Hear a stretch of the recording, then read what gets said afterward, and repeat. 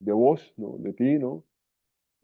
Porque sigue siendo un faro de pensamiento importantísimo para el presente, un presente que necesitamos imaginarnos, necesitamos de posibilidades, ¿no? Y también quizás de otros diseños de futuro también para este país, digamos, que sigue siendo un experimento o una pregunta como tal, ¿no? La idea que tenemos con Arturo y con Lina, y de hecho Lina, quiero que ahorita hables un poco sobre el curso, ¿no? Lina fue realmente la responsable de esto, ¿no? La idea es que tenemos entre un tiempo para que el Arturo, ¿no? Quizás unos 40 minutos, una hora, ¿no? Algo así, ¿no? Y luego la idea es que mientras que Arturo habla, ¿no? La idea es que manden sus preguntas por el chat, ¿no? Y luego al final, después de que Arturo hable, hacemos una especie de resumen de preguntas, ¿no? Y damos espacio a que Arturo conteste. Sabemos que Arturo, digamos, también digamos, vamos a jugar contra el cansancio, Arturo, ¿no? A ver hasta dónde llega, ¿no? Pero gracias, Arturo, por la calidez, por darnos esa charla. Y no sé si Lina quiere decir algo. Muchas gracias, Lina, como tal. Bueno, y con eso me despido y estaré aquí un buen rato con ustedes. Lina, adelante. Gracias, Juan Ricardo. Buenos días a todas, todos, todes. Estamos muy, muy, muy contentas de, pues, abrir este curso de pensamientos críticos latinoamericanos con Arturo Escobar, que es un gran referente en el pensamiento latinoamericano por todas las razones que acaba de mencionar Juan Ricardo. Nos alegra mucho poder abrir este curso también porque nos parece importante eh, pensarnos, pensar Latinoamérica y pensar desde Latinoamérica, no solo Latinoamérica, sino la historia moderna y los problemas contemporáneos, y creemos que hay un montón de recursos eh, que nos ha ofrecido Latinoamérica y los pensadores latinoamericanos. Entonces, bueno, pues este curso es el comienzo de otros proyectos que esperamos abrir desde la Universidad de los Andes. Es un proyecto que hemos venido trabajando entre profesoras y profesores de la Facultad de Ciencias Sociales y de la Facultad de Artes y Humanidades. Y pues estamos contentas y contentos de que hagan parte de esta iniciativa. Arturo, muchísimas gracias. Simplemente un pequeño anuncio. Esta charla la vamos a iniciar con Arturo Escobar. Es una charla abierta y pública. Y para las y los estudiantes que se inscribieron al curso, pues después de la charla vamos a continuar para explicar un poco cómo va a ser el programa y cómo vamos a llevar a cabo el curso. Entonces, pues, por favor, si tienen preguntas, nos pueden ir escribiendo, las pueden ir escribiendo en el chat y después de la intervención de Arturo, pues las retomaremos para que Arturo Escobar las responda. Muchas gracias, Arturo, y bienvenido. Bueno, muchísimas gracias a Lina, Juan Ricardo por la invitación. Un saludo especial a las colegas y los colegas que están presentes.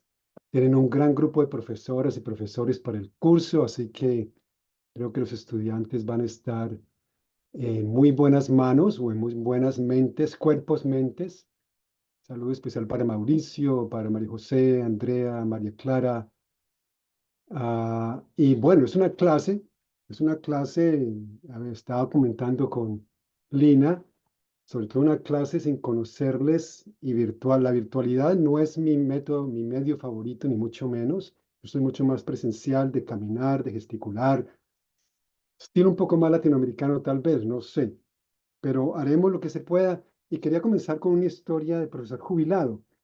Y de profesor jubilado porque cuando Lina y Juan Ricardo me invitaron a dar esta primera clase, y yo acepté en parte porque pues no puedo decirles que no a Lina y a Juan Ricardo, pero también porque pensé que tenía una buena serie de notas, un buen conjunto de notas sobre el tema, pues enseñé un curso llamado Introducción al Pensamiento Crítico Latinoamericano en castellano 2 veces para estudiantes de pregrado y de maestría en estudios latinoamericanos del consorcio de Chapel Hill y Duke.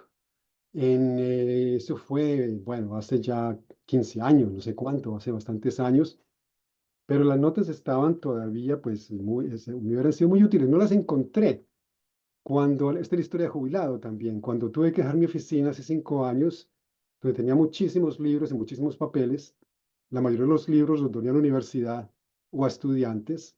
La mayoría de los papeles, un hecatombe de reciclaje. Y creo, me temo que ahí cayeron esas notas también, desafortunadamente.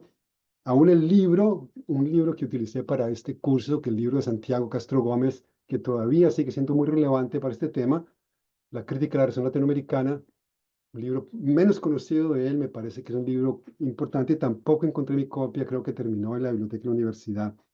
Lastimosamente, bueno, lastimosamente no, porque ya lo estará siempre más útil. Entonces, esa era la historia de jubilado, muy breve, que tiene que ver con lo que voy a presentar en la segunda parte. Voy a dividir la charla, la clase o la sesión en tres partes. Primero, una breve idea de la genealogía del pensamiento crítico norteamericano.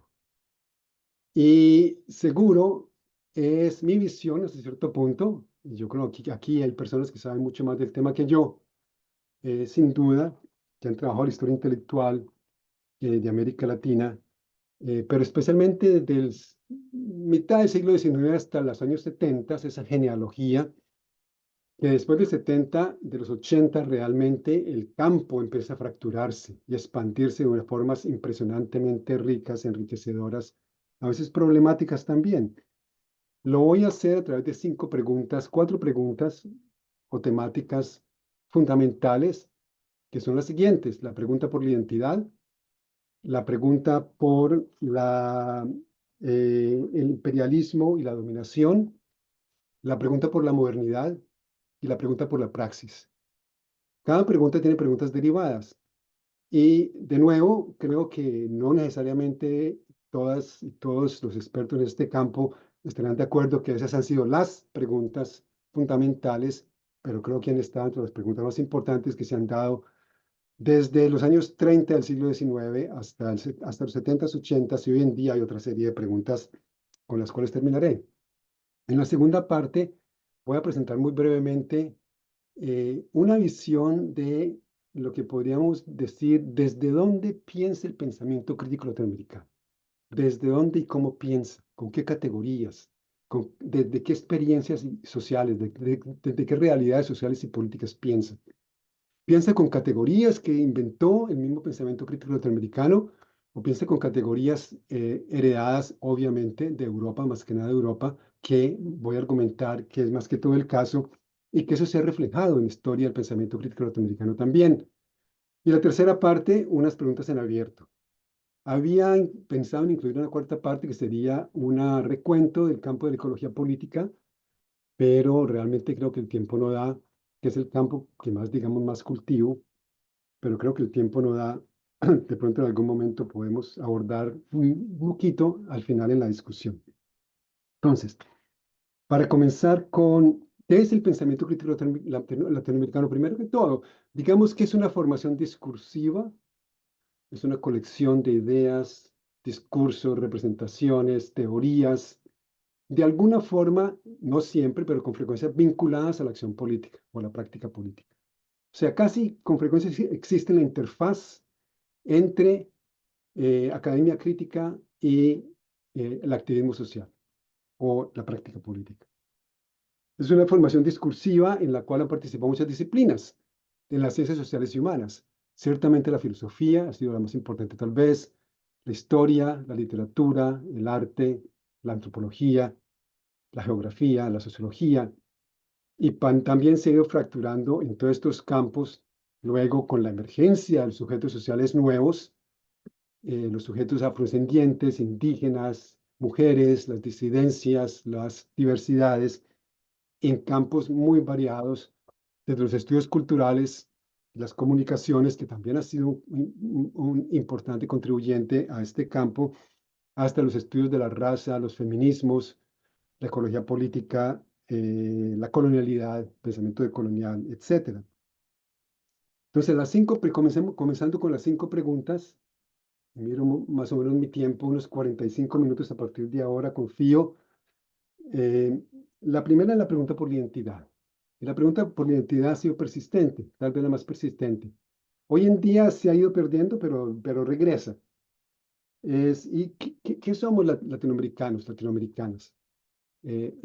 somos europeos, indígenas, africanos, raza cósmica, y los debates sobre la raza cósmica, la gran obra de José Vasconcelos, el mexicano, en los años 20 del siglo pasado, hasta las culturas híbridas de Néstor García Canclini, también en México, argentino, radicado en México. Me parece que es un ciclo de pensar la identidad en América Latina. En Culturas Híbridas, García Canclini se hace la pregunta, el subtítulo del libro es muy diciente, ¿cómo en estrategias para entrar y salir de la modernidad? Y eso va a tener que ver con la tercera área. Y olvidé decir que estas 5 áreas o 4 áreas están muy interrelacionadas. Entonces, allí se cierra un ciclo, pero es un ciclo que también incluye, digamos, pensamientos libertarios y pensamientos conservadores, especialmente en relación con la cuestión de la herencia ibérica versus la herencia o la herencia, la influencia americana y la influencia liberal inglesa en América Latina. Es un tema que recurre a través de final del siglo XIX, comienzos del siglo XX. Por ejemplo, obras como la obra de José Enrique Rodó, escritor uruguayo del Ariel, donde se critica la nordomanía, lo que él ve como la influencia creciente del americanismo en América Latina, el americanismo de gringo, digamos, en América Latina, y defiende otros valores más europeos, más ibéricos también. José Martí, que va al otro lado con Nuestra América, final del siglo XIX también, donde ya argumenta por una América propia, con un pensamiento propio y libertario. Ah, y hoy en día, pero que a veces nos olvidamos de esos pensamientos conservadores que para mí a veces han sido más interesantes que los liberales, porque los liberales han tendido a ser los pensamientos dominantes. No porque esté de acuerdo con el argumento de que tenemos que apelar a la herencia ibérica, porque es una ontología, una cosmovisión diferente a la cosmovisión liberal, que lo es obviamente, pero porque tenía un valor de cierta forma de oposición y resistencia. Bueno, no tiene nada que ver con los conservadores de hoy en día, con la nueva derecha, es otra cosa completamente diferente, es otro tipo de conservadurismo, eurocéntrico, profundamente eurocéntrico, pero mucho más interesante me parece a mí que los conservadurismos de hoy en día. Una pregunta derivada de esta primera área es la pregunta por el impacto continuado del descubrimiento y la conquista de América. Una pregunta acuciante para los pueblos indígenas, para los pueblos afrodescendientes, los pueblos esclavizados.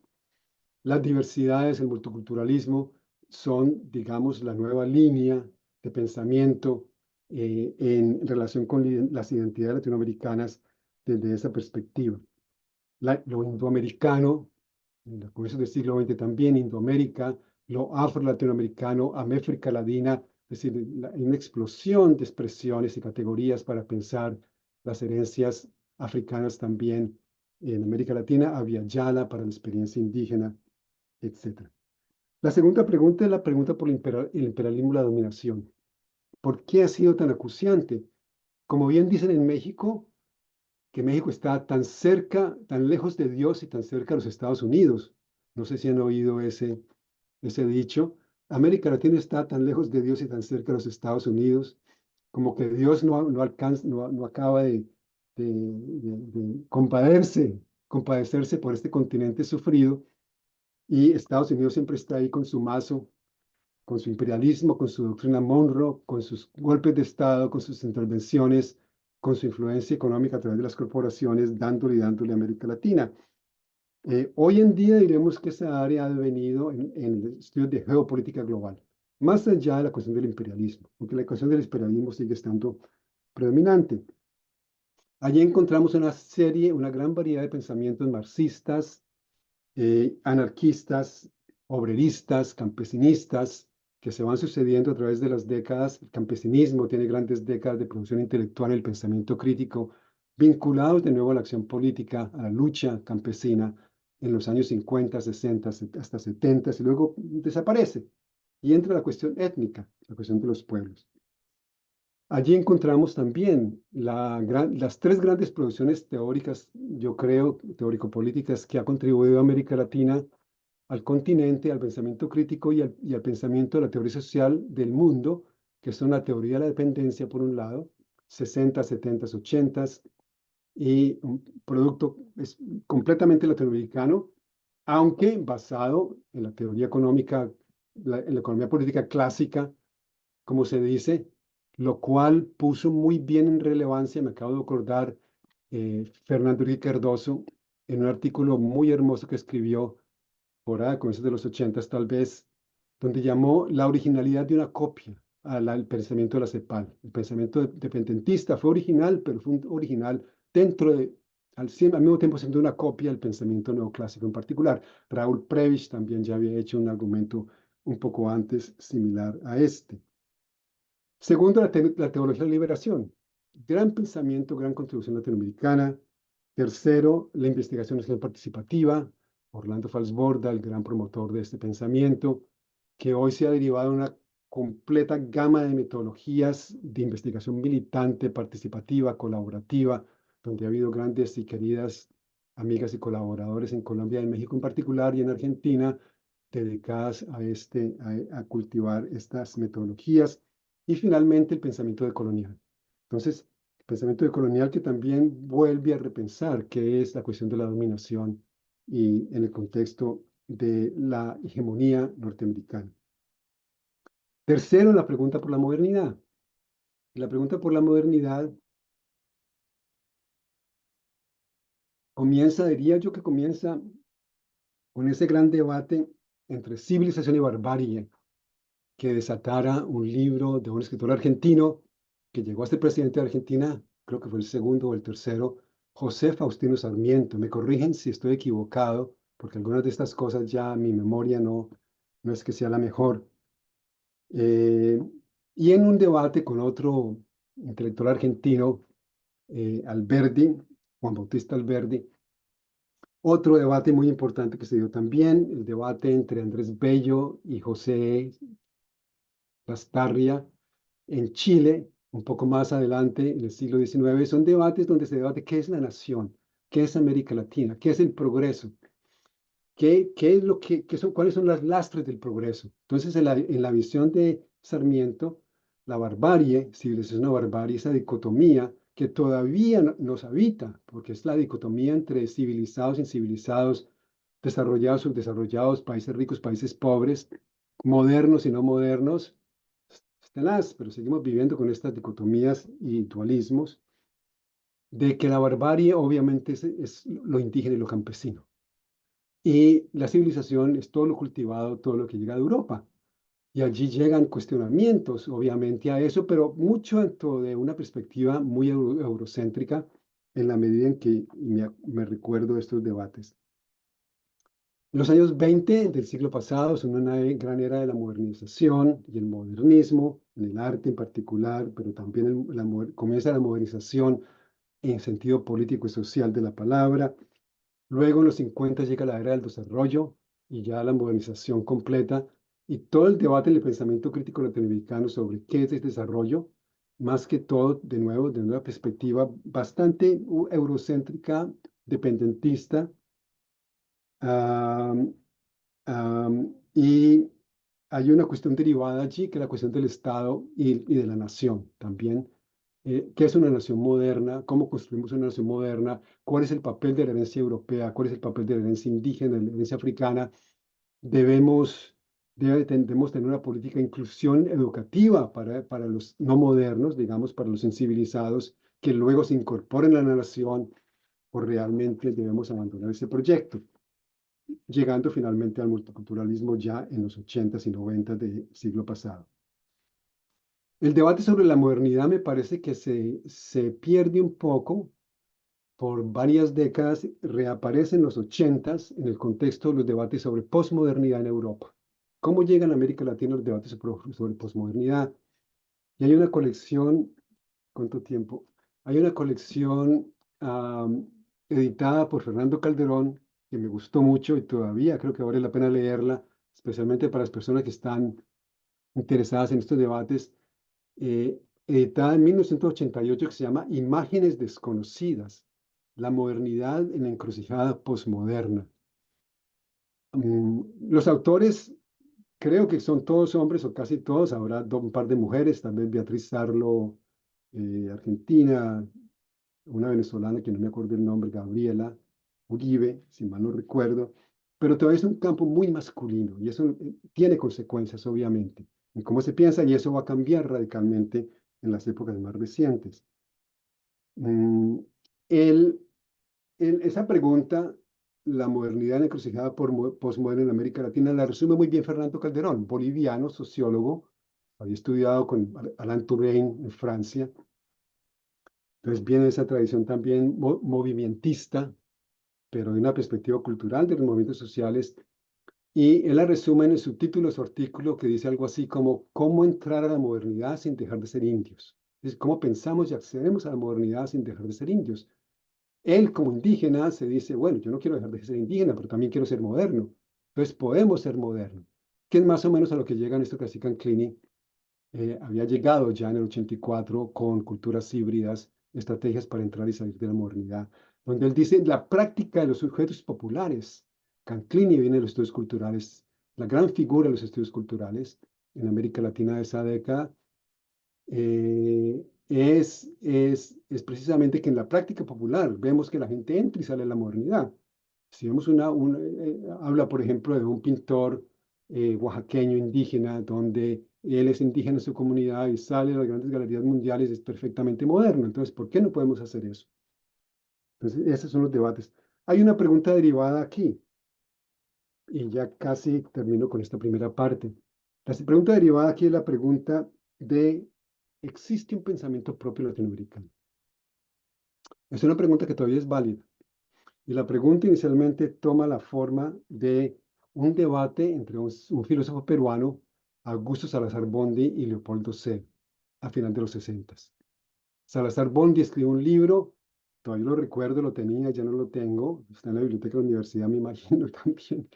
Un libro pequeñito, gordito, pero pequeñito. No sé si de pronto alguien, Mauricio, de pronto lo recuerde, ah, que se llama ¿existe una filosofía de nuestra América? Con signo de interrogación. Y Salazar Bondi dice, no, no hay una filosofía auténtica de nuestra América. Es decir, es una copia de Europa. No puede haber una filosofía de nuestra América sin que sea una reflexión sistemática sobre la dominación. Sea, me imagino, por lo que recuerdo, es un poco más conciliatorio, en el sentido que sea, dice, no, toda filosofía tenemos que trabajar desde el canon filosófico europeo. Esto es muy común. La filosofía es europea, trabajemos desde allí y desde allí derivamos preguntas latinoamericanas sobre la dominación, sobre la liberación.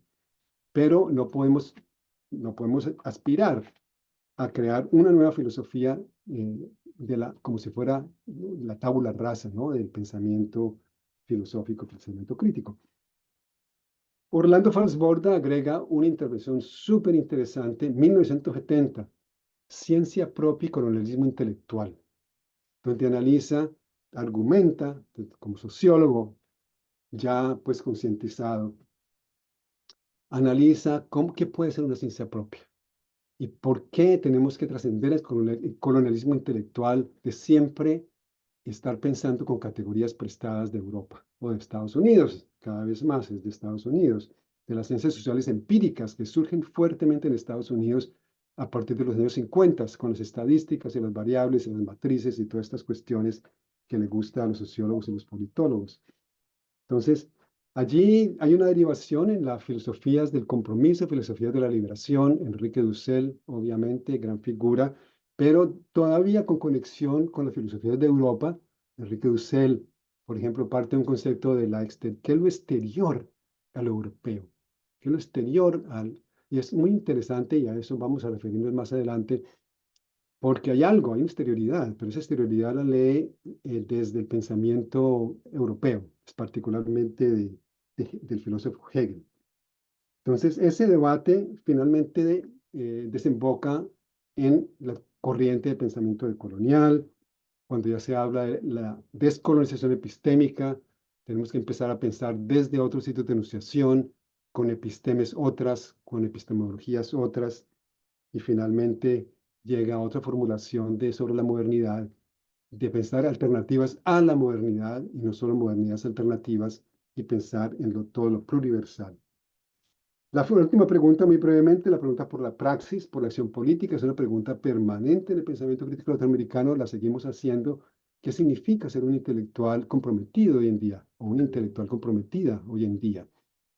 Y en ese sentido se recuperan siempre, el debate fue muy clásico con relación a esa pregunta del qué hacer en Marx, en Lenin, en el pensamiento anarquista, ruso, español, catalán, la relación entre teoría y la práctica.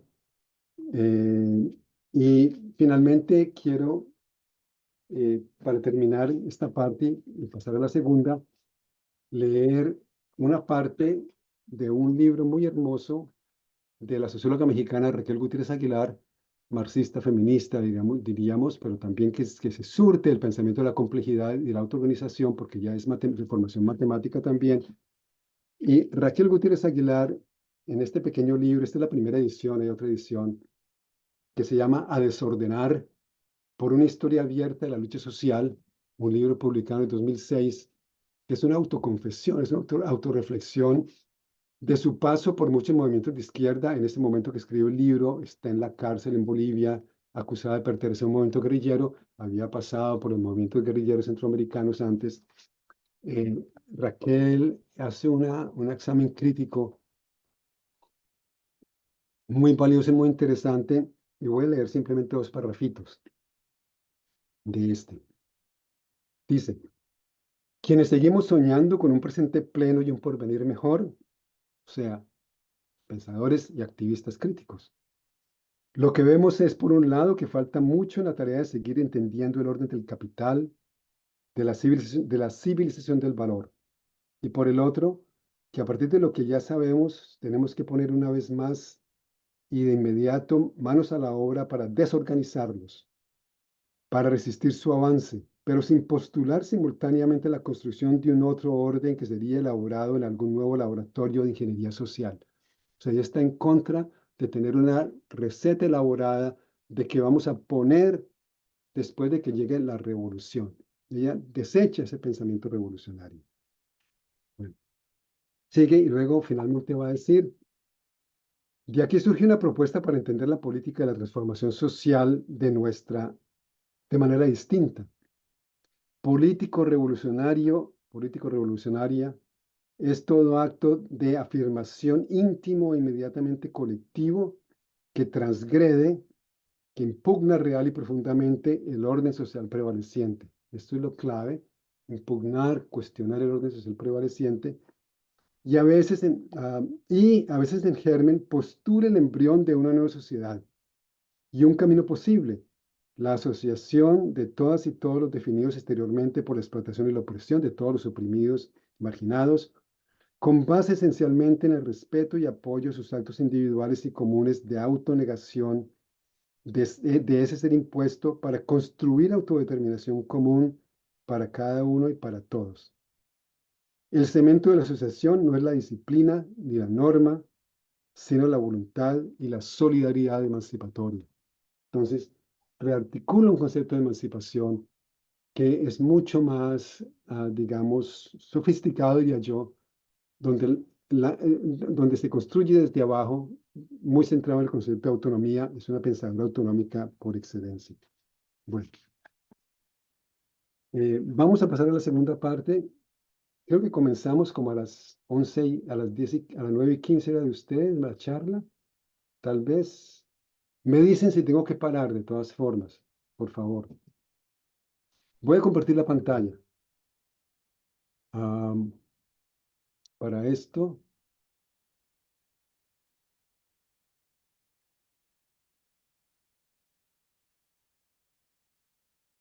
ayer están viendo, ¿sí le están viendo? Sí, sí, ya la estamos Bueno, viendo. perfecto.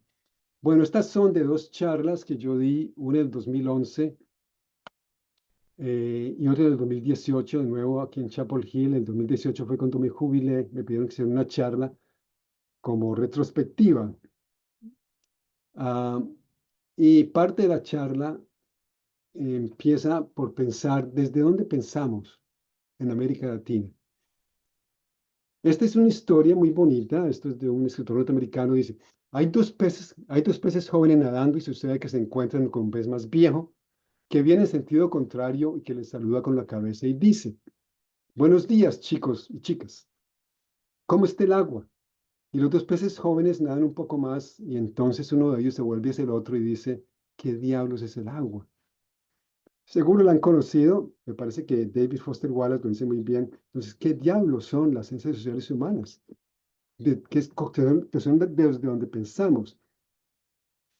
Y hay muchas reflexiones críticas sobre esto, obviamente, incluyendo desde el activismo, cuando los activistas se resisten a pensar con las categorías, se resisten a la investigación extractiva, eso es lo que está en juego.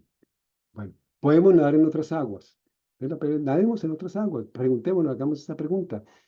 Y para ello voy a usar unos diagramas antiguos, pero que todavía me parece que están válidos. Estos fundamentalmente vienen de las palabras y las cosas de Michel Foucault. En la introducción a este libro, Foucault diferencia entre tres niveles. El nivel fenomenal, él no lo llama así, él lo llama el nivel el de más abajo, los códigos culturales y lingüísticos, el ojo codificado. Digamos que son los mundos de la vida en la fenomenología, ¿no? Es el flujo de la vida, es todo lo que la vida es, el universo, el pluriverso. La vida es materia de energía en constante evolución. De esa constante evolución y constante transformación salen las formas y los órdenes y los patrones que observamos.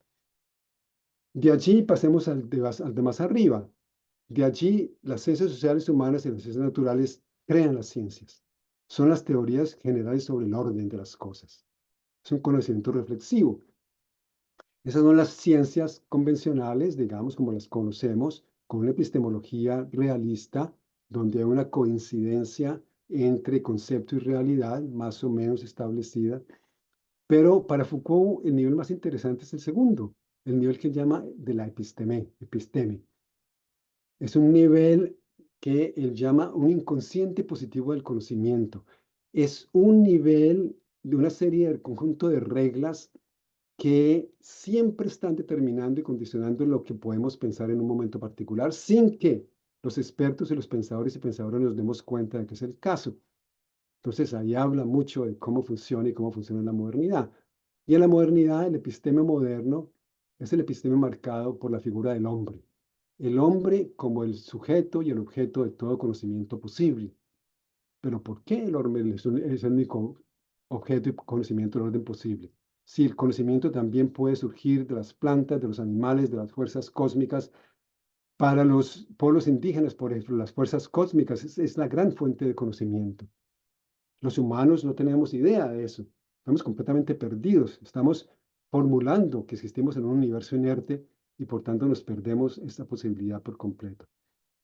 Entonces, ¿cómo funciona este episteme? Está el episteme de la modernidad y la división intelectual del trabajo. Este es uno de los diagramas, muchos diagramas que hacía en esa época. Juan Ricardo posiblemente los conoce. Le tocó sufrirlos tal vez mientras estaban siendo construidos.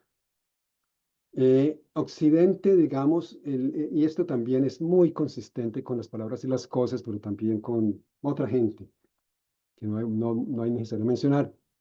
Eh, en este cuadrante que distingue los polos entre Occidente y no Occidente, y entre naturaleza y cultura, ahí se aparecen el Occidente como el orden, las ciencias sociales y humanas como las ciencias del orden, y las ciencias naturales igualmente a nivel de la naturaleza. En el otro lado está el no occidente, está el lugar del salvaje, es el lugar que le corresponde a la antropología. La antropología es aquello que estudia lo que presenta el occidente y sus propios límites, lo que no es el occidente, aunque con frecuencia lo reducía a categorías occidentales, lastimosamente. Y allí están las etnociencias. Los pueblos salvajes no tienen ciencias, tienen etnociencias, tienen saberes, tienen creencias. Desde afuera viene esa exterioridad que nos habla Dussel, viene el pensamiento de afuera de que habla Foucault, viene el locus fracturado de enunciación de que habla eh, la gran pensadora de colonial María Lugones, viene la diferencia colonial de que hablan los pensadores decoloniales y subvierte ese espacio donde se encuentran todas estas fuerzas y crea la posibilidad de pensar otras modernidades, otras antropologías, otras geografías, otras filosofías, modernidades alternativas o alternativas a la modernidad. Y todo esto existe dentro del sistema mundo patriarcal, moderno colonial y dentro de la modernidad como esa gran expresión de la ontología, la epistemología y el episteme que se origina en Europa con el Renacimiento y que cristaliza, según el argumento de Foucault, a final del siglo XVIII en la figura del hombre. Entonces, ¿desde dónde pensamos en la academia? Pensamos desde las interdisciplinas, pensamos desde tres grandes paradigmas: el paradigma liberal, el paradigma marxista, el paradigma postestructuralista. En las preguntas y respuestas, si quieren, podemos hablar un poco de cada uno, pero son muy distintos, entrelazados, pero muy distintos. Y siempre es un proceso de normalización. Y todo lo hacemos. Todos los que hacemos una tesis de pregrado, de posgrado, doctorado, estamos en este espacio, que es este espacio que ya les voy a mostrar. Bueno, es simplemente los tres paradigmas. Esos paradigmas dan lugar a la división del flujo de la realidad, del flujo de la productividad de la materia y energía en esferas autoconstituidas, esferas autónomas supuestamente: economía, sociedad, lo político, lo cultural, la historia, el individuo, la religión y la literatura, y cada uno con una ciencia dedicada a estudiarla: la ciencia económica, la sociología, la politología, la antropología, la historia, la psicología, la literatura, etcétera. Y allí los campos de conocimiento. Esa es parte de la estructura del episteme de la modernidad. Pero especialmente llegamos a esto. No se preocupen sino en los detalles, no se preocupen para nada. Esto se lo puedo mandar también a Lina y a Juan Ricardo. Juan Ricardo posiblemente lo tenga por lo menos. Esta fue mi forma a la que llegué de ordenar, digamos, la tabla del conocimiento, si se quiere, la teoría social contemporánea, con los tres grandes padres de la teoría social arriba: Marx, Weber y Durkheim; con los padres de la economía política clásica: Adam Smith, Ricardo, John Stuart Mill, especial en su versión, digamos, burguesa, y Marx también estaría allí. Luego hay unos clásicos más pequeños: Schumpeter, Polanyi, Gramsci, Frankfurt School. Luego hay otro nivel de clásicos como Fanon, por los pensamientos anticoloniales, Raymond Williams, Habermas. Bueno, luego viene el estructuralismo y luego se va resquebrajando. Con el postestructuralismo, los postmarxismos, se va resquebrajando este episteme y ahí aparecen todas esas tendientes que ven allí. Hasta los estudios de la globalización y las preguntas que quedan en abierto. Ya algunas de estas ya no están en abierto, diría yo, no tienen que mirarlas. Lo que quiero que miren es que hacia el final, en el margen inferior derecho, donde dice nuevas tendencias, ahí están los enfoques de Lucianos, de Luz y Guattari, y ontologías planas, etcétera, que ya no son tan nuevos, es decir, ya llevan 20 años. Esta tabla es del comienzo de los 2000. Entonces, ahora cada persona podría dibujar su propia charla, cada persona que se dedique, su propia tabla, que se dedique a esta tarea de la historia del pensamiento. Aquí solamente señalo un poco la fenomenología como La fenomenología me parece que no ha fundado una teoría social particular, pero ha influenciado mucha teoría social, especialmente Heidegger, Merleau-Ponty también, en la antropología, en la geografía, que tiene que ver con el lugar, con el paisaje, en todo lo que tiene que ver con el cuerpo, en la ecología política, todo lo que tiene que ver con lo no humano hoy en día.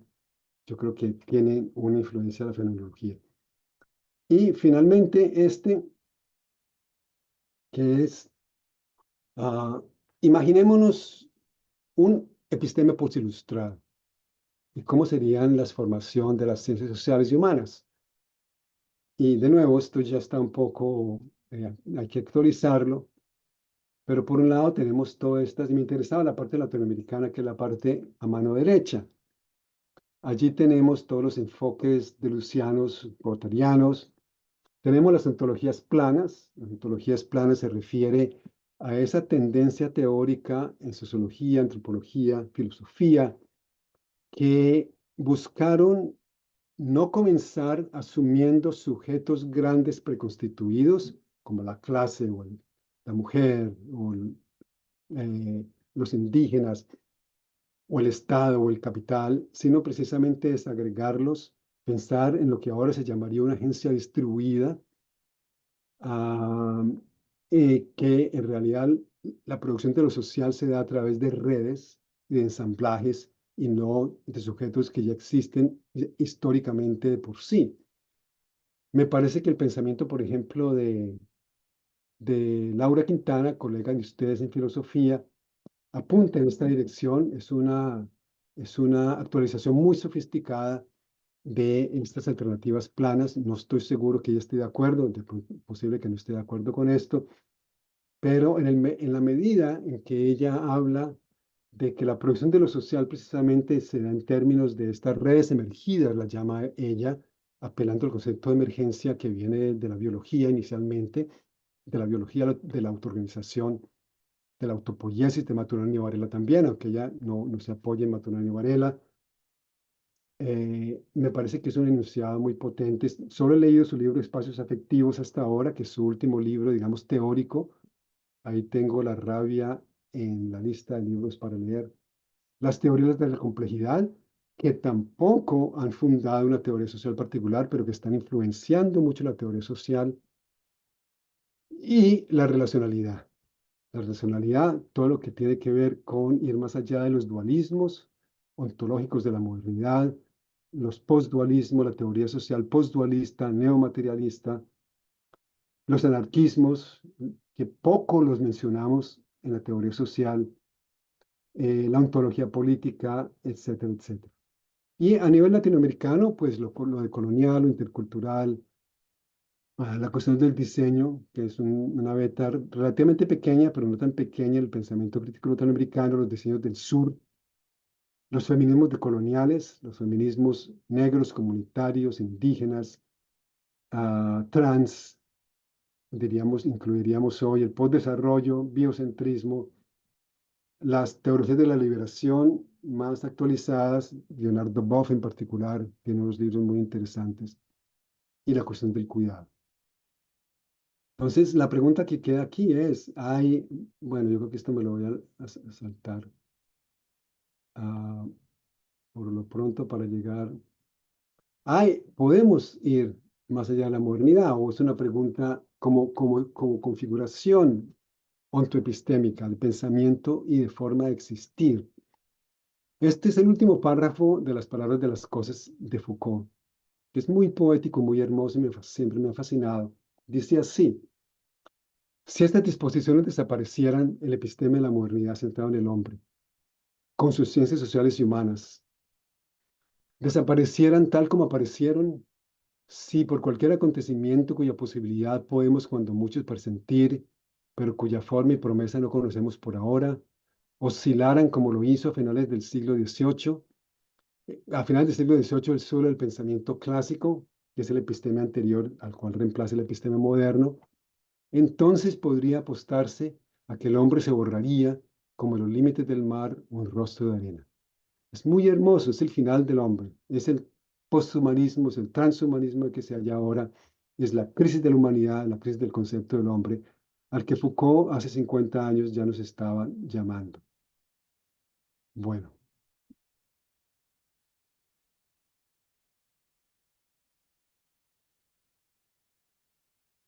esto es una especie de credo, lo voy a dejar ahí para que lo lean, confío en que lo puedan leer para descansar un poquito. Esto estaba al final de mi charla en el 2018, digamos mi charla de jubilación.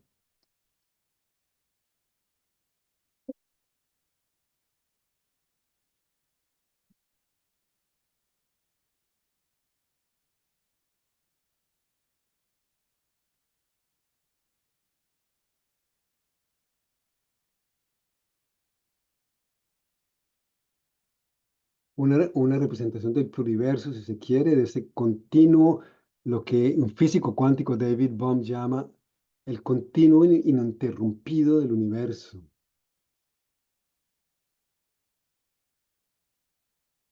Ups, no quiere pasar. Ya. Una pregunta de una machi mapuche. Adriana Paredes Pinda. Tenemos que reaprender a caminar el mundo como seres vivos. Nos hemos olvidado de cómo ser buenos seres vivos, con otros seres vivos, humanos y no humanos en particular. Bueno, todavía no he terminado. Vamos a pasar a la última parte. Vaya a... Entonces, en los 10 minuticos tal vez que me quedan, eh, unas preguntas en abierto. Y luego, yo creo que cada uno y cada uno tenemos que construir nuestro propio sentido de cuáles son las preguntas en abierto en el pensamiento crítico latinoamericano. Y olvidé decir que el campo ha implosionado y explotado en muchas direcciones. Por tanto, me alegra mucho que ustedes hayan tomado la decisión de nombrar el curso Pensamientos Críticos Latinoamericanos, o sea, de pluralizar el campo. Y pluralizar este campo, porque realmente ya no es un solo campo, son muchos campos, ni siquiera sé si podamos hablar todavía de una formación discursiva, digamos, única en el sentido, digamos, Foucaultiano de la palabra. Primero hay una serie de debates importantísimos a los cuales no me voy a referir para nada, pero están atravesando las preguntas que voy a leer en un momento. El debate sobre el indígena y lo afrodescendiente, obviamente. El debate sobre lo territorial y el medio ambiente. El debate sobre los patriarcados y los feminismos. El debate entre lo popular y las economías alternativas. El debate entre lo cultural, alrededor de lo cultural y lo ontológico. El debate sobre el post-extractivismo y el buen vivir y los derechos de naturaleza, y los debates sobre los debates urbanos. Los debates urbanos están muy en ciernes, me parece, en América Latina, sobre todo en una perspectiva crítica, y hay que dedicarles más tiempo. Y de nuevo, estos debates existen en interfaz entre pensamiento crítico, academia crítica y movimientos sociales. Entonces, son 7 áreas. Solo voy a hacer una cosa súper breve sobre cada una para que comencemos la conversación. El primero es el debate, digamos, álgido del momento, que es sobre la cambiante geopolítica global y la constelación de poder que se está montando en relación con la crisis planetaria. Y allí podemos decir, me gusta mucho un trabajo reciente de Yanis Varoufakis, lo voy a poner en el chat, seguro lo conocen algunas y algunos de ustedes. Creo que el libro ya está en castellano. Ah, se llama Tecnofeudalismo. ¿Qué fue lo que mató al capitalismo? Y él argumenta que ya no estamos en el capitalismo, estamos en un régimen tecnofeudal, basado en el capital de la nube. Todos somos siervos de ese capital de la nube. Y lo hace muy bien y presenta alternativas al final. Entonces, una nueva constelación de poder eh, relativamente diferente a la anterior, digamos, a la de la época neoliberal aún, pero que comienza con la época, comienza en los 70 a formarse esta constelación de poder, que tiene que ver con la hipertrofia del capital financiero, con el gran control del capital financiero sobre la economía real, que un entramado entre capital financiero, las grandes corporaciones, los estados más importantes del norte, a pesar de que estén siendo debilitados, los megaconglomerados de las comunicaciones, eh, los aparatos militares, guerreristas, ah, y todo esto alimentado por la inteligencia artificial y con frecuencia por carteles criminales, entramados con carteles criminales en muchas partes del mundo, no solamente en el sur global, sino también en el norte global. Entonces, ese entramado nuevo de poder, yo creo que es un entramado que tiene poder sobre la vida y la muerte de los pueblos, de las gentes, de los territorios, que destruye territorios cuando es necesario. Ahora mismo van a destruir todos los territorios donde haya litio, o donde hay el caso del litio, es un caso paradigmático. O sea, tienen poder de vida o muerte sobre esto, se apoderan del agua, en Chile, el agua privatizada, hay agua para las plantaciones de aguacate, para la exportación, pero no hay agua para las comunidades que viven cercanas a las plantaciones de aguacate. Entonces, esto y con frecuencia en México, con capital narco, obviamente por todos los lados. Esa configuración de poder está también en Michoacán también, ¿sí? Ponerle mucha atención a cómo se está configurando. La segunda pregunta es la pregunta, ¿cómo articulamos la coyuntura y las transiciones? Importante las transiciones. La pregunta por la coyuntura, como ustedes saben, desde los estudios culturales, y ahí Juan Ricardo seguro me recordaría que esto viene de Gramsci, de Stuart Hall y de gran colega en Chapel Hill, Larry Grossberg, que son, digamos, los adalides del pensamiento coyunturalista en los estudios culturales. Es cómo articulamos la coyuntura hoy en día, es una pregunta muy importante para el pensamiento. No simplemente basta decir, es la policrisis, es el antropoceno, es la crisis planetaria, es el cambio climático, es el patriarcado. Cómo se articulan esas dimensiones que tienen que ver con la dominación y cómo esa dominación opera a través de formaciones culturales. Y hoy diríamos a través de ontologías, porque ya la cultura no es suficiente. Entonces la articulamos como antropoceno, como policrisis. A mí me gusta la articulación del movimiento de mujeres indígenas por el buen vivir y diversidades del Gualmapu, del sur de Mapuche, especialmente como lo articula la gran pensadora y escritora Moira Millán. El terricidio define la coyuntura hoy en día. El asesinato de los sistemas tangibles e intangibles, de los sistemas que para los modernos no percibimos o no queremos percibir, que es todo lo espiritual, toda la dimensión intangible, inefable de la vida, ah, lo intuitivo, lo sagrado, que a veces aparece en el arte, pero que no aparece realmente en la teoría social. Y el hecho de que frente al terricidio lo que se impone son transiciones radicales. Pues, ¿qué son las transiciones? ¿Qué son las transiciones socioecológicas, ecosociales, civilizatorias? ¿Qué son las transiciones entre narrativas de la vida? Que estamos entre narrativas de la vida y del humano muy diferentes. El humano, esa narrativa del humano ya no nos sirve.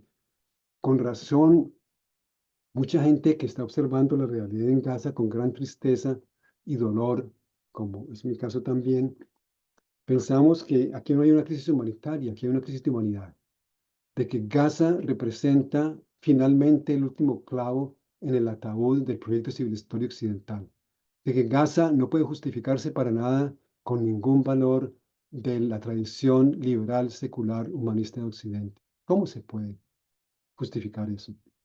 No solamente Gaza, Ucrania, todo, la inacción frente al colapso climático. Entonces, y eso está vinculado con la tercera pregunta, que es la tercera pregunta, la pregunta por el humano. ¿Qué está pasando con el humano? Eh, un gran filósofo chino que me gusta mucho, que se llama Yuk Hui, lo voy a poner en el chat, trabaja más que todo filosofía de la tecnología y del arte, desde una perspectiva, digamos, post-heideggeriana. Perdón. Tiene una pregunta perfecta. Él dice, ¿qué hacemos con el hecho de que el hombre se ha embarcado en la tarea de destruir las condiciones del humano, de que el humano está destruyendo las condiciones del humano? Él lo dice muy bien, no estoy logrando la formulación exacta, pero es muy parecida a esta. Y hay muchas expresiones de esto. Y dice él que esta coyuntura nos permite, nos dice también él que la coyuntura ocurre precisamente en un contexto histórico donde el Occidente pareciera estar triunfando por completo a través de la economía, imponer la tecnología y la economía, su visión del mundo economizada y tecnologizada por un lado, la inteligencia artificial, pero también su desmoronamiento. El desmoronamiento de ese proyecto occidental, como decíamos ahora, y que en ese espacio que se abre podemos encontrar nuevas condiciones para el pensamiento y para la historia y para la filosofía, una nueva filosofía, una nueva historia de la filosofía que puede comenzar. Moira Millán dice algo parecido. Necesitamos una revolución del pensamiento. Ailton Krenak, gran indígena brasilero, del Amazonas, dice cosas muy parecidas. David Copenagua, otro, los pensadores indígenas afros están ahora enfocándose mucho también en esto de la crisis del humano. ¿Qué es el feudalismo, tecnofeudalismo? Mencionaba alguien. El tecnofeudalismo es un tipo de feudalismo que está muy anclado en la tecnología y en el capital de la nube. En el capital de la nube hay, y la inteligencia artificial va a ser trillones de dólares en los próximos años, y que precisamente nos va a someter a todas y todos a ser como siervos, así tengamos éxito supuestamente. Y voy a pasar a ese punto, que es el punto cuarto, la pregunta para mí en abierto también, que no estamos pensando desde América Latina todavía, que es la pregunta por la inteligencia artificial y la tecnología, pero especialmente la inteligencia artificial. ¿Qué está pasando? ¿Cómo la inteligencia artificial está reemplazando? Este es el argumento que hacen algunos diseñadores, de hecho también. La inteligencia artificial está reemplazando al humano como horizonte del ser, como horizonte del existir. Está reemplazando la naturaleza como el horizonte de ser y de existir para el humano. Y la pregunta es una pregunta también de estudios culturales, si se quiere, la pregunta de quién está imaginando el futuro hoy en día. ¿Quién puede imaginar el futuro? Y son precisamente los tecnopatriarcas, los tecnogurúes de la inteligencia artificial, quienes están ganando la carrera de imaginar un futuro profundamente problemático, un futuro que simplemente la extensión y la extrapolación de la ontoepistemología y modelo económico de Occidente, capitalista, en esteroides, como se diría, digamos, a más grande escala todavía, y que entonces tenemos que poner atención a la cuestión del futuro y a la cuestión de cómo imaginamos futuros diferentes de forma efectiva, no solamente de forma teórica, sino también de forma efectiva. Entonces, esa es la inteligencia artificial. El quinto es el problema de la conciencia. Yo creo que hay que volver a pensar la conciencia. La conciencia no ha sido muy bien pensada, me parece, en la teoría social. Las gran contribuciones marxistas, obviamente, desde la teoría de la alienación, la teoría de la conciencia falsa, problemáticas pero interesantes, a una de las frases famosas en la ideología alemana, donde creo que Marx dice algo así como el problema no es la conciencia la que determina el mundo, sino el mundo el que determina la conciencia. Entonces, ¿qué mundo está condicionando qué conciencia? La conciencia social. Es el mundo eh, profundamente economizado y tecnologizado. Estamos atrapados corporalmente, espiritualmente, prácticamente, en mundos profundamente diseñados que nos diseñan para vivir de acuerdo a los deseos, intereses y visión del mundo de los poderosos, a través de la economía y la tecnología. La tecnología y la economía son los medios a través de los cuales los poderosos imperializan su deseo y su visión del mundo. Y ahí estamos todas y todas, y cada vez más metidos en nuestros dispositivos celulares, y estamos perdiendo, y por eso me parece tan importante este curso, porque este curso nos da herramientas para volver a ejercitar la capacidad de observar el mundo alrededor nuestro y de pensar críticamente sobre él. Yo creo que tenemos un gran deber, sobre todo las jóvenes y los jóvenes, en empezar a volver a observar el mundo. No lo observamos, estamos siendo observados por dispositivos digitales algoritmizados. Nuestra existencia está completamente algoritmizada. No observamos nada, a veces ni observamos la naturaleza. No observamos a los otros, miremos a los otros a las caras, observemos el mundo, observemos sistémicamente qué está ocurriendo en el mundo. Hoy en día, con las distribuciones de poder nuevas, con las catástrofes climáticas que se avecinan, el colapso climático, el colapso social que se avecina y que prácticamente ya pareciera ser imparable. Entonces, ¿cómo pasar de una conciencia destructiva a una expansión de una conciencia cuidadora? ¿Cómo pasar de una conciencia centrada en la separación del hombre con la naturaleza, del individuo, de la comunidad, a una conciencia relacional, de interdependencia? La mente no es la conciencia, estamos atrapados en la mente, pero nos hemos olvidado de la conciencia. ir más allá de la dicotomía del binarismo entre materia y conciencia. La materia es conciencia. Esto nos enseña muy bien la física cuántica, nos enseña muy bien muchas cosmovisiones también indígenas. Bueno, la sexta, de nuevo es la pregunta por la praxis. ¿Qué hacer? Y me parece que aquí hay dos preguntas fundamentales. Ya casi termino, me falta una. Una o dos. La praxis es, la primera pregunta es para mí, ¿qué es el cambio social radical? Necesitamos un cambio social radical, un cambio civilizatorio si se quiere. ¿Cómo lo hacemos? Ya no tenemos buenas respuestas para esto.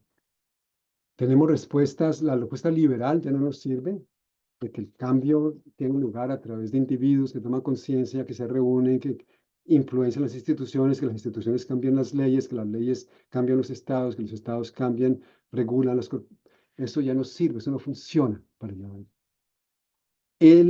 La pregunta, la respuesta marxista tampoco nos sirve. Nos da muchos elementos, pero no nos sirve como está establecida, de que hay que pasar por todas las etapas de la conciencia de clase, asumir la conciencia de clase, los modos de producción, toda esta cuestión, hasta llegar a un momento revolucionario teorizado de distintas formas, por distintos teóricos, pero de todas formas allí.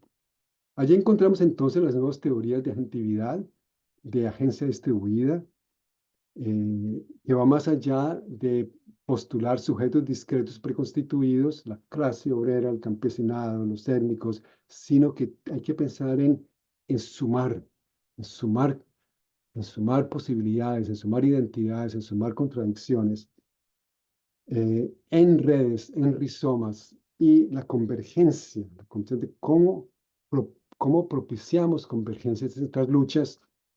Y hay por lo menos 5 o 6 redes en el mundo que están dedicadas a pensar en esto. ¿Cómo se establece? Son redes pequeñas, alternativas, pero interesantes. Pensar la convergencia entre alternativas transformadoras a nivel regional, a nivel transnacional. Finalmente, hay dos pequeñas preguntas emergentes a las cuales no se le dedica mucha atención todavía, pero me parece muy importante. La primera es la cuestión de lo sagrado. Vivimos en sociedades profundamente seculares que han cortado toda su relación con lo sagrado, con lo espiritual, con las espiritualidades. Y eso ha sido fatal para el mundo natural, ha sido fatal para el mundo humano, ha sido fatal para el humano en general. Y no estoy hablando de volver a las religiones tradicionales, para nada. Se puede surtir de religiones tradicionales. Hay nuevas relecturas, por ejemplo, de Jesús. Obviamente el budismo siempre nos ayuda para todo, pensar todas estas cosas.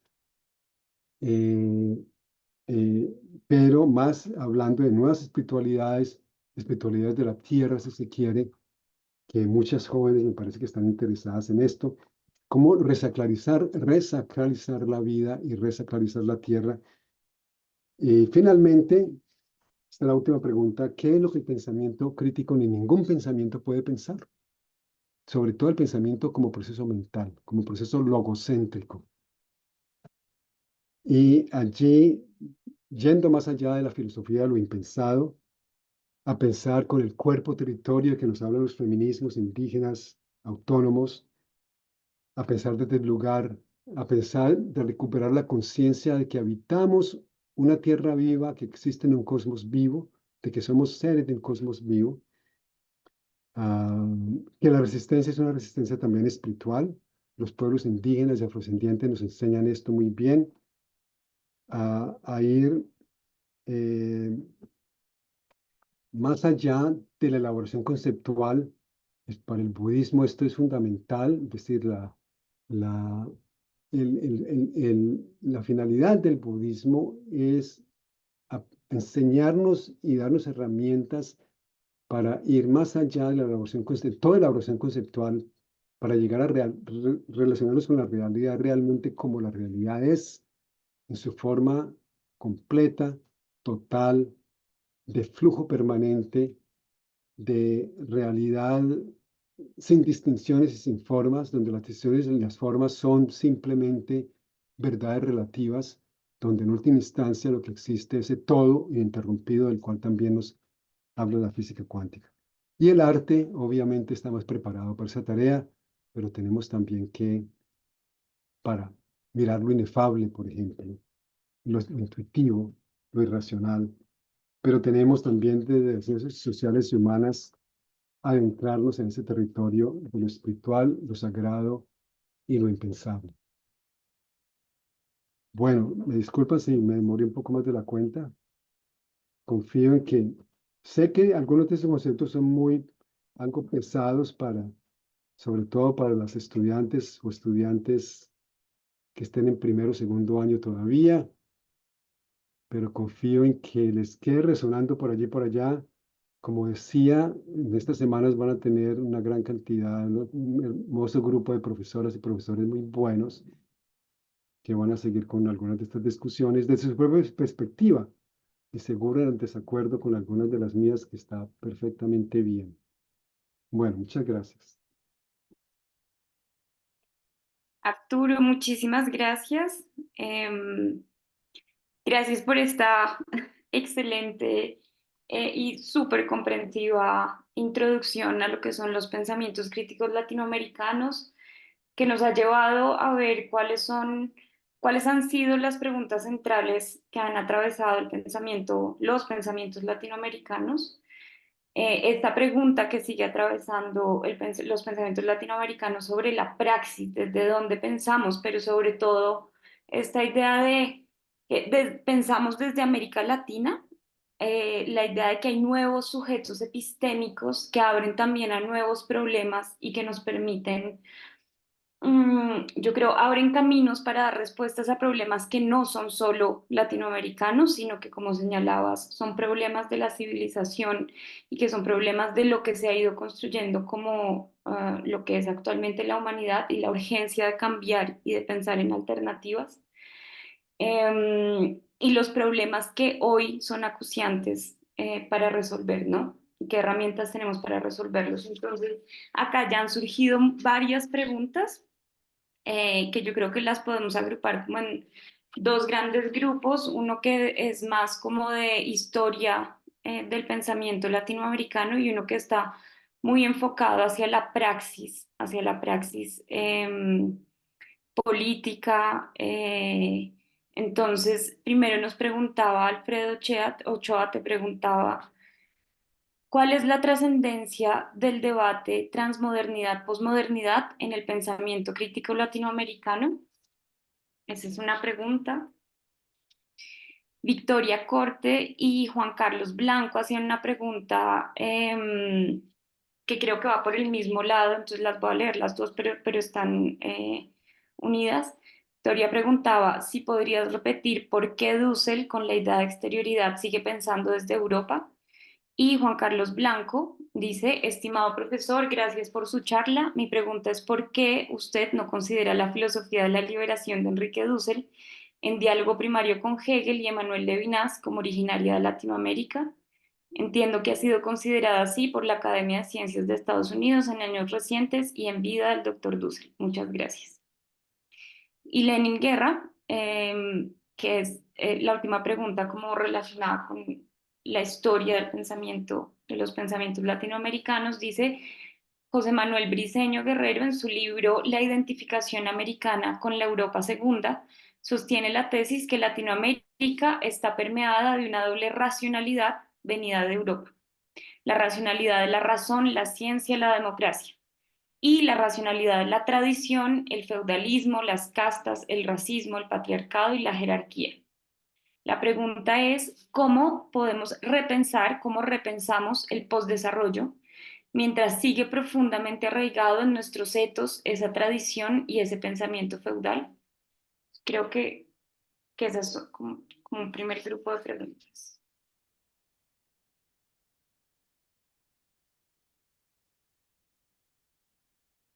Bueno, muchas gracias por todas las preguntas. Am, Primero que todo, sí, las preguntas que tienen que ver con Dussel, me disculpan, creo que una impresión equivocada en mi forma muy rápida de explicarlo. No soy experto en el pensamiento de Dussel, pero he leído varios de sus libros, lo he conocido, lo he oído hablar, es un gran maestro, digamos, a la usanza antigua, ¿no? El Magister Dixit. Hay una generación de latinoamericanos muy brillantes, Aníbal Quijano también, pensadores decoloniales, eh, que pueden disertar sobre un tema como estos tan complejos por 2 horas, prácticamente sin notas, y hacer completamente sentido. Es un pensamiento comprensivo, más universal si se quiere. Yo diría, es una hipótesis mía, así, bueno, Orlando Falser, un poco así, toda esa generación, ¿no? El mismo Cardoso. eh, Algunas mujeres, Larisa Lomnitz, antropóloga mexicana, por ejemplo, fue muy buena, Beatriz Arlo, no la conozco también, pero eh, se surten tanto del pensamiento europeo, pero que intentan ir más allá del pensamiento europeo y intentan cuestionarlo. Yo creo que Dussel comienza la filosofía de la liberación, si lo recuerdo bien, de nuevo, esto es un poco cosas que yo leí hace varias décadas, con radicalizar el concepto de exterioridad de Hegel. Y precisamente lo presenta en el contexto latinoamericano. Desde ese punto de vista, es una contribución importante a la filosofía latinoamericana.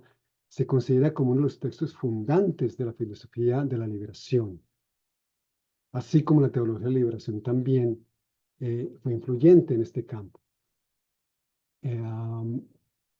Muy dentro del marxismo, era un gran conocedor del marxismo, siempre pensaba desde, pero más allá del marxismo también.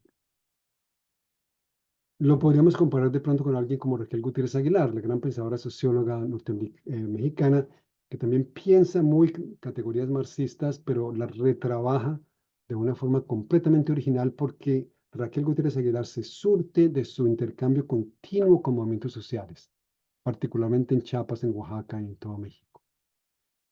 Entonces, sí, hay una contribución muy importante de Enrique Dussel, es uno de los grandes pilares del pensamiento decolonial, digamos, quizás el más importante, el más influyente, el más fundante. Am, Igualmente podría decir de alguien que no mencioné, como Enrique Leff. Enrique Leff piensa con Heidegger y Levinas, ah, Derrida. Es decir, son personas que se han formado, Enrique Leff se formó en Francia, en los años 60, 70, como doctorado, y piensa desde allí, desde el psicoanálisis, el marxismo, el postestructuralismo, pero también llega a una ecología política latinoamericana muy novedosa y muy importante. Entonces, no descarto la posibilidad, ni mucho menos, de que pensando desde y con Europa críticamente se pueda llegar a formulaciones importantes, que creo que me imagino, por lo que recuerdo, era la posición de Leopoldo Sea en sus respuestas a la Sarbondi, que también pregunté en su libro también sobre existe una filosofía de nuestra América. No sé si los otros profes, alguien quiere intervenir, por favor, adelante, que sepan un poco más de esto que yo. Am, Sobre las racionalidades, hay un libro poco conocido, hay dos libros muy interesantes sobre esto de las dos racionalidades que marcarían América Latina. Tres libros, porque también está la obra de Rodolfo Kusch, gran pensador alemán argentino, que piensa tanto desde lo popular como desde lo, digamos, desde cómo lo llama él, lo popular, y el otro es, digamos, lo moderno, por darle un nombre, lo hegemónico, lo dominante, de que esas dos racionalidades siempre han convivido en América Latina. La racionalidad occidental, liberal, instrumental, eh, que llegó, digamos, con el liberalismo filosófico a América Latina en el siglo XIX y que luego se entronca y se articula con todo el empirismo de las ciencias sociales norteamericanas, especialmente la sociología, por ejemplo, de Talcott Parsons, luego toda la sociología funcionalista, y luego la teoría de la modernización, donde precisamente se veía que América Latina lo que la queja son los valores, el apego a las tradiciones a los valores tradicionales. y que por tanto hay que dejar ese apego. Hay un gran texto de un teórico norteamericano de la modernización que se llama La parábola del tendero y del campesino, creo que es algo así. Entonces el tendero representa la nueva Turquía, creo que se ve en Turquía, la nueva Turquía, que es la Turquía del progreso. El tendero lleva cuentas, el tendero quiere mejorar su negocio, el tendero quiere progresar, el tendero quiere acumular capital en última instancia, quiere convertirse en individuo. El campesino no, el campesino quiere quedarse en su tradición. El campesino quizás es más feudal, tiene la conciencia ocupada todavía por esas relaciones feudales con las haciendas coloniales y neocoloniales. Am, a mí me parece que esa fue una posición muy dominante, pero también profundamente problemática, porque era profundamente egocéntrica, vilipendiaba lo campesino y lo indígena, lo demeritaba, como se demerita las tradiciones populares y las culturas populares hoy en día. En cambio, los pocas autoras y autores que vienen desde lo popular, que vienen desde lo indígena, desde los mundos indígenas, y cada vez hay más grandes pensadores indígenas y afrodescendientes, están volviendo no a volver a otras tradiciones dentro de Europa, no a volver a la tradición ibérica, que era una tradición muy diferente a la tradición norte-europea liberal, sino más bien a otras tradiciones más de cosmovisiones vinculadas con la tierra, con las ontologías relacionales, como las llamaríamos hoy en día. El segundo, dos libros que quería mencionar a este respecto, menciono uno nada más porque el otro es muy desconocido, es de un catalán que se llama, creo que es David Racionero. Se llama, esto lo menciono porque tiene un título bonito, El Mediterráneo y los bárbaros del norte. El Mediterráneo, la cultura, lo que defiende la cultura mediterránea, es un etos más colectivo, un etos más, más comunal, un etos que diríamos hoy en día tal vez del vivir sabroso y el buen vivir, versus el etos del norte de Europa, que llega y avasalla cada vez más a el resto de Europa, el resto del mundo, y finalmente, como dice Jean-Paul Sartre muy bien en el prefacio a Los condenados de la tierra de Fanon, llega a su paroxismo y a su forma más horrible en Estados Unidos. Ese etos utilitarista, dominante, de control, de apropiación, muy patriarcal también, aunque no se le vea así, paradójicamente. Ah, entonces, que esas dos tendencias siempre están vivas en América Latina. Y finalmente termino estas primeras preguntas con, con una distinción que está estableciendo Moira Millán. Me gusta mucho el trabajo de Moira Millán, que es entre pueblos telúricos y pueblos domesticados. Los pueblos telúricos son aquellos pueblos que precisamente viven con la tierra sin destruirla. Han sabido vivir con la tierra sin destruirla, digamos en términos generales, y los pueblos domesticados somos los pueblos que ya no tenemos ninguna relación significativa con los mundos naturales y espirituales. Y el llamado de Moira es precisamente que todas y todos contribuyamos a crear pueblos telúricos, en unísono tal vez con pueblos indígenas, campesinos, afros, pero donde estemos, en Bogotá, en Medellín, en Brasilia, en París, Barcelona, donde sea que estemos, allí tenemos la necesidad, porque es un imperativo civilizatorio contemporáneo ineludible, de volvernos en seres telúricos, de transicionar hacia la forma telúrica de ser, hacia lo que podemos llamar más filosóficamente la forma tierra de la vida y dejar atrás la forma hombre de la vida de la modernidad. Bueno, eso es lo que se me ocurre por ahora. Gracias, Arturo. Acá hay otras preguntas que están como muy relacionadas con el tema de la praxis y desde dónde pensar también. Río dice, ¿cómo hacer de este saber académico una acción descolonial popular? ¿Algunas experiencias que conozcas? Gracias. Manuel Capella dice, parafraseando a Miñolo, intentar decolonizar desde dentro de las universidades es pedirle a la universidad algo que no le es posible hacer como institución. ¿Cuál cree que es hoy el papel del pensamiento crítico latinoamericano dentro de nuestras universidades? y de universidades de otras latitudes. Un saludo fraterno desde Ecuador. John Mesky dice, ¿cómo sería pensar no desde América Latina, sino desde una realidad más compleja, es decir, desde el planeta Tierra? Y la última pregunta, Laura Lima dice, ¿existen ejemplos de pensamientos críticos latinoamericanos desde disciplinas que históricamente se han separado de lo humano social? Física, matemáticas, por ejemplo. Esto debido a que las ciencias naturales y las ingenierías contribuyen a construir el régimen moderno y parten en su mayoría de bases eurocéntricas.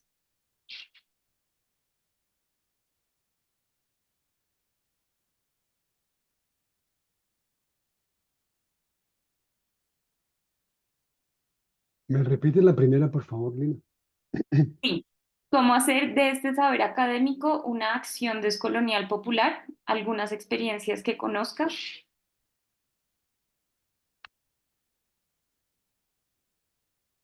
Y creo que estas ya serían como las últimas preguntas. Perfecto. Sí, creo que ya me está empezando a faltar la voz. Bueno, voy a terminar con la última, tal vez. Eh, la descolonización epistémica de las universidades, que está muy vinculada también con la pregunta de las ciencias sociales y naturales y ingenierías, como tecnologías políticas, digamos, de los mundos hegemónicos.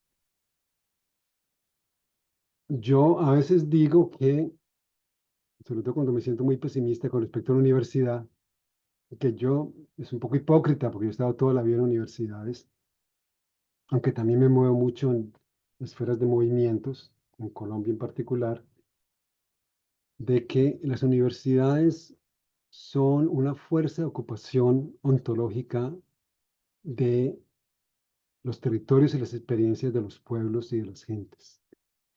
¿Y por qué lo digo? Porque las universidades entrenan a los profesionales que van a ocupar los territorios con sus categorías, con sus proyectos, con sus programas de gobierno, con sus programas de ONGs.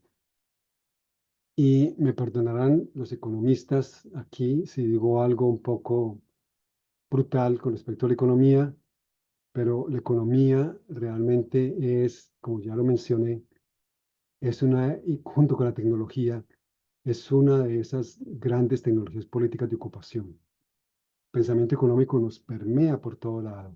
Somos, como dice la gran filósofa Silvia Winter, y lo voy a poner en el chat porque me han pedido algunos nombres en el chat, que es muy difícil de leer y solo hay una cosa ahí en castellano, que de hecho trabajó Walter Miñolo, si mal no estoy, uy, perdón, Winter, sí. Ella dice que todas y todos hoy en día estamos constreñidos por un modo monohumanista del humano, un modelo monohumanista del humano.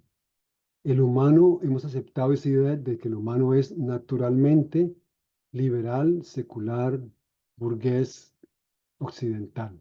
Es decir, que el humano necesariamente tiene que ser, conformarse a la forma de ser, de existir y de hacer y de pensar de ese hombre europeo blanco, que es la norma en última instancia por excelencia, que es racional, que mide, que calcula.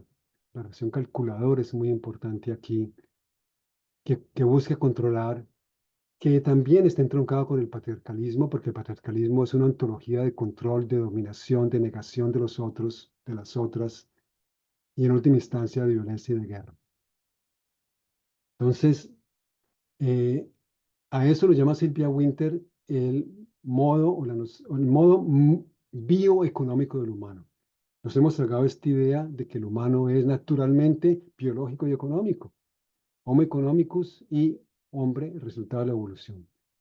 Pero el hombre es más que eso, el hombre, el ser humano es narrativa, el ser humano es inventivo, coopera, solidario, tiene amor, tiene cuidado. Y olvidé decir que uno de los grandes paradigmas para mí que está surgiendo fuertemente hoy en día es el paradigma del cuidado.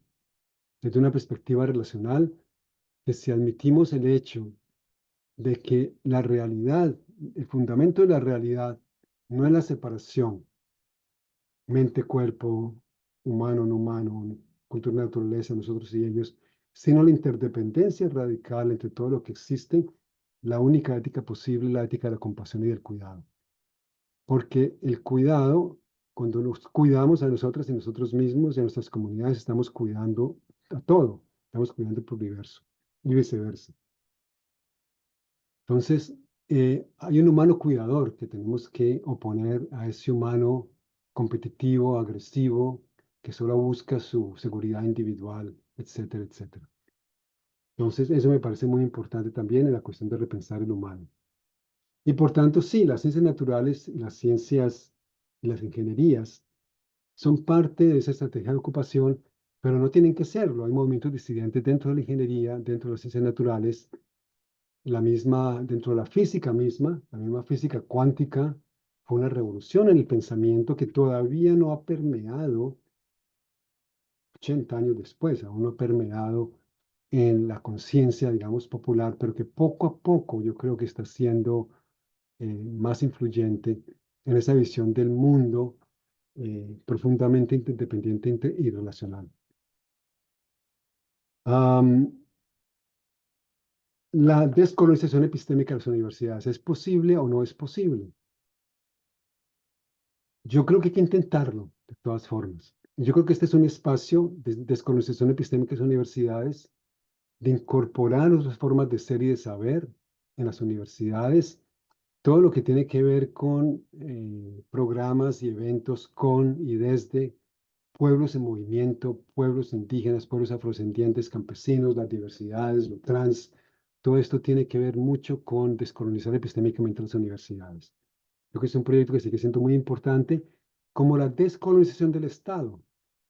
Y recuerdo que hoy en día, alguien preguntaba algo sobre América Latina, hoy en día, hace un par de días el presidente Petro comentó sobre las elecciones en la Unión Europea y dijo que realmente la Unión Europea, y esto lo dicen muchos europeos, sobre todo los franceses hoy en día, no sé, Lina, yo oigo muchos de estos personajes franceses diciendo, Francia está muerta, Francia es incapaz de pensar más allá de sí misma, no puede salir de su historia de nación.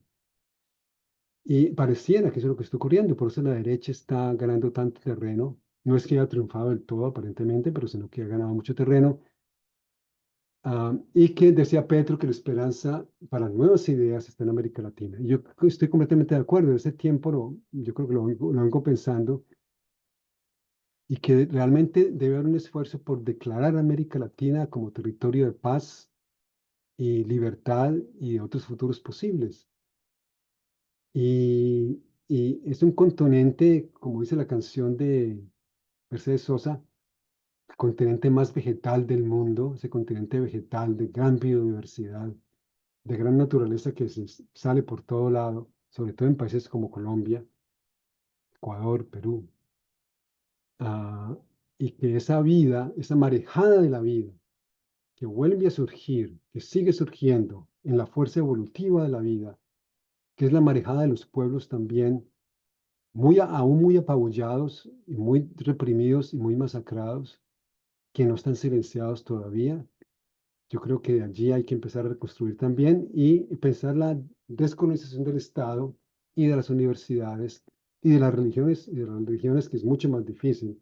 Las religiones están totalmente colonizadas por ese pensamiento neoconservador, patriarcal, especialmente los fundamentalismos protestantes, como vemos en Brasil y en Estados Unidos, lo vemos en Guatemala, es muy preocupante, pero sí, me parece que es un proceso que sigue siendo importante. A ver, la acción descolonizadora. Eh, olvidé mencionar, cuando mencioné las transiciones, como una de las tres áreas de importancia en el pensamiento. Un momentito.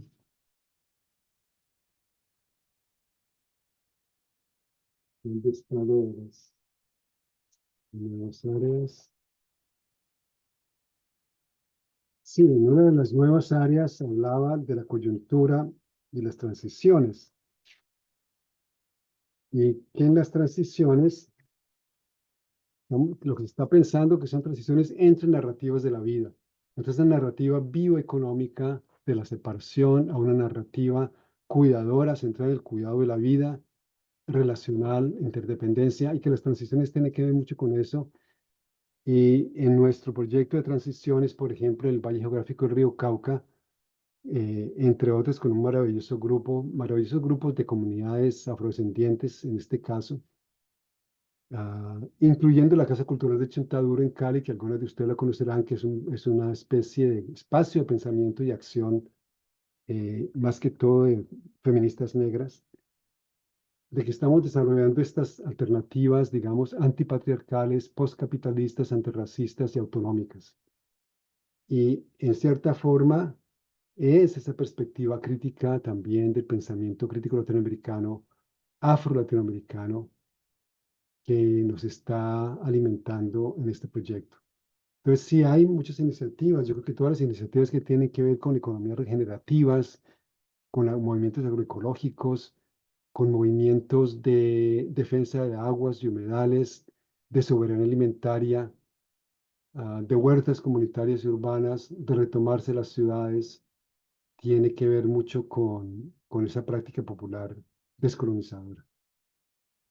Aún en medio de sus confusiones y sus retrocesos y sus eh, limitaciones, me parece que son importantes. Bueno, Bueno, Arturo, muchísimas gracias. no, Pues muchísimas gracias a ustedes, realmente muy bonito. Hace tiempo no daba una charla así, una clase. Así que muchas gracias, Lina, Juan Ricardo y todas.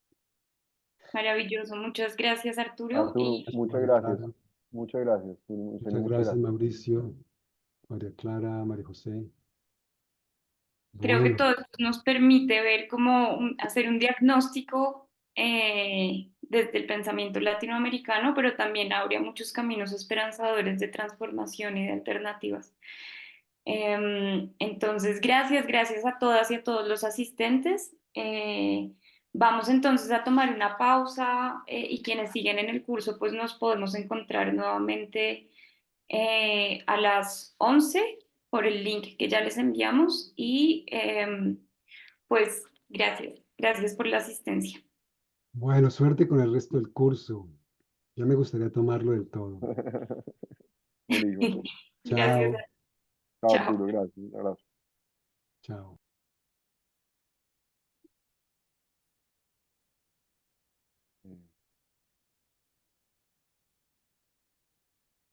Lina, hablamos 5 minutos de los profes. Sí.